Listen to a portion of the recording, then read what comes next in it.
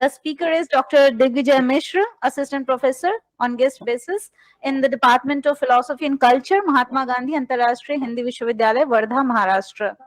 And the very topic of his presentation is Bharatiya Gyan Pranali Advait Vedant ke Vishesh Sandarbh mein. So over to you now, Dr. Digvijay Mishra. Thank you ma'am. इस सत्र की अध्यक्षता कर रहे आदरणीय Tiwari sir को प्रणाम, विभाग के विभागाध्यक्ष सर को प्रणाम, आभासी पटल पर प्रोफेसर ए.के. राय सर को प्रणाम, सेमिनार हॉल में उपस्थित सभी गुरुजनों को और आभासी पटल में उपस्थित सभी गुरुजनों को प्रणाम। मैं दिग्विजय मिश्र, अतिथि अध्यापक दर्शन एवं संस्कृति विभाग, महात्मा गांधी अंतर्राष्ट्रीय हिंदी विश्वविद्यालय, वर्धा। विद्याम च अविद्याम च यस्तद्वेदो उभयम सह अविद्या मृत्युम त्यक्त्वा विद्यामृतमश्नुते। मेरे आलेख का विषय है भारतीय ज्ञान प्रणाली अद्वैत वेदांत के विशेष संदर्भ में। भारतीय ज्ञान प्रणाली का उद्भव वेदों से स्वीकार किया जाता है तथा वेदों का यह ज्ञान पुंज वैदिक काल से लेकर अब तक बराबर अपने प्रकाश से न केवल भारत को अपितु विश्व के अनेक उन राष्ट्रों को भी मार्गदर्शन देता आ रहा है जो जाने अनजाने इसका अनुसरण कर रहे हैं। इस ज्ञान राशि को न सिर्फ भारत बल्कि संपूर्ण विश्व सबसे प्राचीन ज्ञान स्रोत के रूप में स्वीकार करता है। भारतीय दर्शन, समाज और साहित्य में तो वेद का इतना प्रभाव पड़ा कि वेद का तात्पर्य ज्ञान से लिया जाने लगा। अतः यह कहा जा सकता है कि भारतीय ज्ञान प्रणाली की चर्चा बिना वेद के अधूरी रह जाएगी। इस बात को ऐसे भी समझा जा सकता है कि वेद ही वह प्रमुख आधार है जो भारतीय दर्शन की दिशा और दशा बहुत हद तक तय करता है। वेद वाक्य एकम सत विप्रा बहुधा वदंती का तात्पर्य यही है कि सत्य तो एक ही है किंतु विद्वान लोग उसकी अलग अलग प्रकार से व्याख्या करते हैं। यह वेद वाक्य कहीं ना कहीं सभी की मूल उत्पत्ति का कारण किसी एक ही सत्ता को स्वीकार करता है और ऐसा करते हुए यह हमारा ध्यान इस ओर आकृष्ट कराता है कि हमें जो भेद अथवा नाना तो दिख रहा है उसका तात्विक कारण कोई एक ही सत्ता हो सकती है। इस तरह से यह वेद वाक्य भारतीय दार्शनिक परंपरा को एक सूत्र में पिरोने का भी काम करता है। इसलिए हम स्वीकार करते हैं कि भारतीय ज्ञान प्रणाली और दार्शनिक प्रणाली का विकास खंड खंड में न होकर के एक सतत प्रवाह के रूप में चला आ रहा है, जिसका सातत्य वैदिक काल से लेकर आज तक देखा जा सकता है। किंतु कुछ विद्वानों का ऐसा आग्रह रहता है कि वैदिक परंपरा से नितांत भिन्न एक दूसरी परंपरा भी रही है, जिसके अंतर्गत श्रमण परंपरा, जैन परंपरा और बौद्ध परंपरा को स्वीकार किया जाता है। हालांकि जो लोग एक परंपरा वैदिक परंपरा को ही स्वीकार करते हैं वे श्रमण परंपरा और बौद्ध परंपरा को वैदिक परंपरा से नितांत भिन्न नहीं समझते हैं, क्योंकि वेदों में हमें उन सभी विचारों के संकेत उपलब्ध होते हैं अथवा उन्हें खोजा जा सकता है। जितने दार्शनिक संप्रदाय हम वर्तमान समय में देख रहे हैं यह संभवतः निर्विवाद ही है। विवाद इस पक्ष को लेकर अवश्य हो सकता है कि वेदों में किस तरह के विचारों का बाहुल्य है अथवा वेदों का तात्पर्य क्या है, यह एक दूसरा विषय है। किंतु जो लोग संपूर्ण विचारों का उद्गम स्थल एक से ही स्वीकार करते हैं उनका तो यही मानना है कि यह सब अलग अलग व्याख्याएं हमें केवल बोध तत्व साक्षात्कार कराने के लिए हैं तथा वे परस्पर विरुद्ध दिख रही हैं, किंतु वास्तव में ऐसा है नहीं।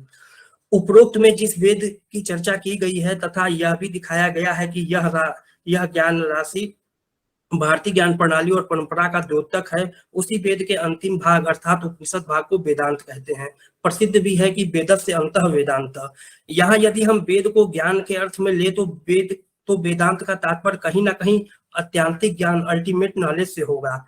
इससे हमारे मस्तिष्क में अनायासी यह प्रश्न उठता है कि क्या ज्ञान भी आत्यांतिक और अनात्यांतिक हो सकता है। इस प्रश्न के उत्तर में कहा जा सकता है हाँ, ऐसा हो सकता है, क्योंकि जो अनात्यांतिक ज्ञान है उसका अन्य प्रकार के ज्ञानों से निश्चित ही विरोध हो सकता है, जबकि आत्यांतिक ज्ञान की तो अनिवार्यता ही यह है कि उसका अन्य किसी भी प्रकार के ज्ञान से कोई भी विरोध नहीं होगा, अपितु वह तो सर्वसमावेशी होगा। भारतीय ज्ञान प्रणाली में हमें अद्वैत वेदांत और माध्यमिक दर्शन में यह आत्यांतिकता देखने को मिलती है। बहरहाल यदि व्यवहारिक ज्ञान की बात की जाए तो शंकराचार्य इस बात को स्वीकार करते हैं कि व्यवहार में अद्वैत वेदांत भाट मत को स्वीकार करता है, और शंकराचार्य ऐसा कहते हैं तो उनके इस कथन के आधार पर विद्वत समाज इसे भी सहर्ष स्वीकार करेगा कि व्यवहार के लिए वेदांत दर्शन तो न्याय सम्मत चार प्रमाण को भी उसी तरह स्वीकार करेगा। ठीक इसी तरह की बात चंद कीर्ति पसंद पदा में करते हुए नजर आते हैं, जब वे कहते हैं कि दो प्रमाण प्रत्यक्ष और अनुमान ही क्यों, हमें तो न्याय सम्मत चार प्रमाण भी स्वीकार्य हैं, इसमें कोई आपत्ति नहीं है।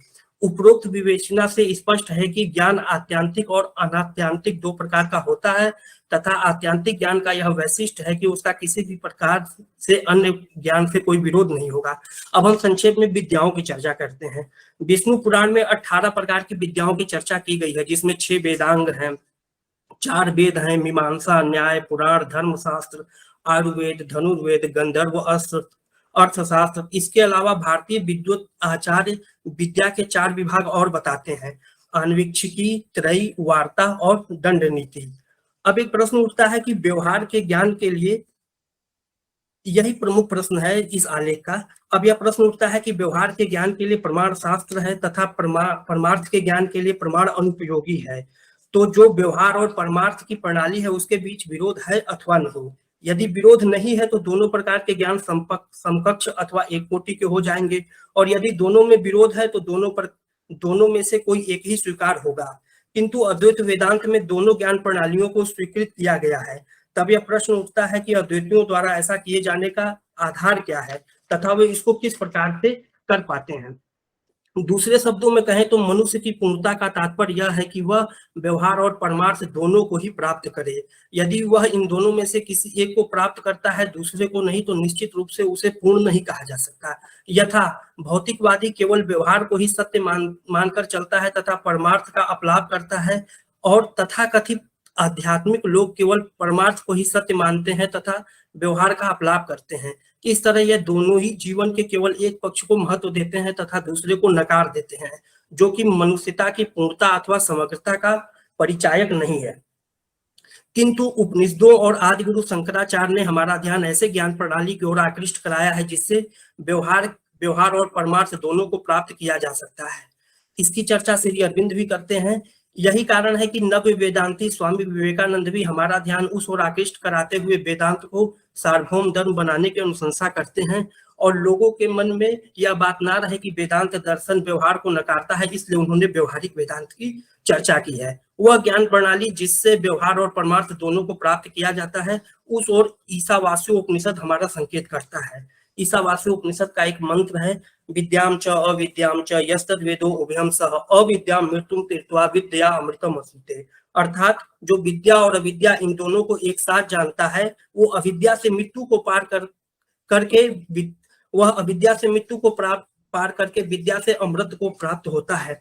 अब प्रश्न उठता है कि विद्या और अविद्या क्या है, तो इसके उत्तर में मुंडकोपनिषद कहता है कि विद्या 2 प्रकार की होती है, अपरा विद्या और परा विद्या। ये जितने भी ऋग्वेद, सामवेद, यजुर्वेद, शिक्षा, कल्प, व्याकरण, ये जितने भी हैं, ये सब अपरा विद्या है। इनको ही शंकराचार्य अपने भाष्य में कहते हैं कि अपरा विद्या ही अविद्या है और परा विद्या एकमात्र ब्रह्म का साक्षात्कार है। जैसा कि बार बार लोगों ने कहा, ब्रह्मविद ब्रह्मेव भवति। इसके आगे मैंने दिखाया है कि इसमें जो है अद्वैत दर्शन में ज्ञान प्रणाली के 3 भाग हो सकते हैं। पहला भ्रमात्मक ज्ञान का निरूपण, दूसरा व्यवहारिक ज्ञान का निरूपण और तीसरा पारमार्थिक ज्ञान का निरूपण। भ्रमात्मक ज्ञान के निरूपण में वही अनिर्वचनीय ख्याति जो आती है, आप सभी परिचित हैं। फिर व्यवहारिक ज्ञान के निरूपण में वेदांत परिभाषाकार जिन 6 प्रमाणों की चर्चा करते हैं, उनकी चर्चा की गई है। और उसके बाद पारमार्थिक ज्ञान का निरूपण, इस पे थोड़ा बोलना चाहेंगे। पारमार्थिक ज्ञान का निरूपण जिसका हमको वेदांत सार में दिखता है, जहां पे पारमार्थिक ज्ञान के निरूपण में कहा गया है कि वेदांत में अध्यारोप और अपवाद की चर्चा की गई है। अध्यारोप को परिभाषित करते हुए कहा गया है, जो सर्प नहीं है उस रज्जु में सर्प के आरोप की भांति वस्तु में अवस्तु का आरोप ही अध्यारोप है। तब प्रश्न उठता है कि वेदांत दर्शन में वस्तु और अवस्तु क्या है, तो इसके उत्तर में कहा जाता है कि सच्चिदानंद अनंत अद्वय ब्रह्म ही वस्तु है तथा अज्ञान आदि समग्र जड़ समूह अवस्तु है। अपवाद क्या है, तो अपवाद को परिभाषित करते हुए कहा जाता है, जो अवस्तुभूत है उसका वस्तु के रूप में उपदेश करना ही अपवाद है। जिस प्रकार घट मिट्टी से अलग नहीं है, मिट्टी ही है, उसी प्रकार जिस क्रम से उत्पत्ति बताई गई है, उसी क्रम से कार्य को कारण के रूप में समझना, कार्य की सत्ता को कारण की सत्ता से अतिरिक्त नहीं समझना ही अपवाद है। इस प्रकार की बात शंकराचार्य ब्रह्म सूत्र के भाष्य में भी करते हुए देखे जाते हैं, जहां वो लौकिक उदाहरण देते हुए कहते हैं कि जिस क्रम से सीढ़ी पर ऊपर चढ़ा जाता है, उसी क्रम से नीचे उतरा जाता है।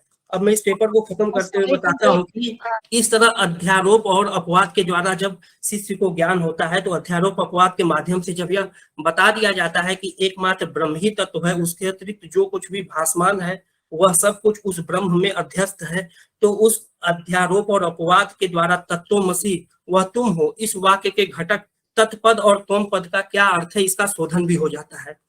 इस प्रकार देखा जा सकता है कि व्यवहार और परमार्थ इन दोनों की प्राप्ति अद्वैत वेदांत के द्वारा बताई गई ज्ञान प्रणाली से हो जाती है।